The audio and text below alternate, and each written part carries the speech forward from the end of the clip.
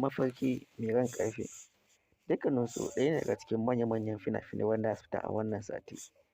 Sai dai wai ba iya su kaɗai ba ne ba, akwai manyan fina-finan jarumai irin su Atiku Roshan, Salman Khan, Mai ƙarfi da dai sauransu. Dukkaninsu ɗaya ne daga cikin manya-manyan fina-finan da za su fita a daidai wannan lokaci. Domin me?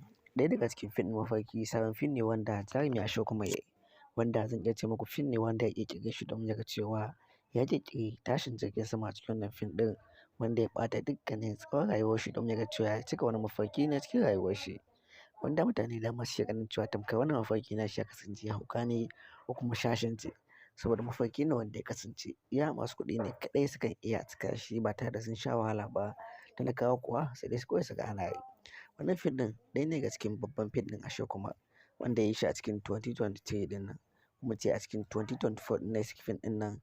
Sa'an nan tare da fim ɗin babban jarumi Rabi Teja, wanda ya muku fim mai suna Mr. Bachcha, tare da kuma fim ɗin Igil wato Mikiya, da kuma sauran fina-finai da ya muku a bayan da suka gabata. Wannan ma ɗaya daga cikin fim ɗin shi ne mai matuƙar kyau, wanda na san da cewa kuna jiran fina-finan shi, kuma da dama kuna kallon fina-finan shi, domin akwai faɗa, soyayya, sanbada, abubuwa da dama a cikinsu. Tare da fim ɗin Hrithik Roshan, ɗaya daga cikin handsome na cikin Indiya wanda ya iya fina-finai, da kuma Salman Khan wanda ya kasance na ɗaya daga cikin manya-manyan jarumai wanda suka kasance a ƙasar Indiya, wanda kai a faɗin duniya ma na ɗaya daga cikinsu.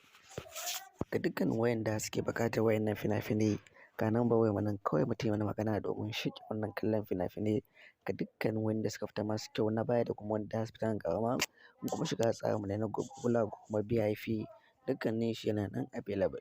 Abu ɗaya ne kawai za ka yi, a duk ƙasar da kake kai mana magana, kuɗi ne ƙanƙani za ka tura domin shiga tsarin group ɗinmu na wata ko kuma na sati, domin kallon fim ɗaɗɗai, amma dai group ɗin zai fi ma sauƙi fiye da kallon ɗaɗɗan naka.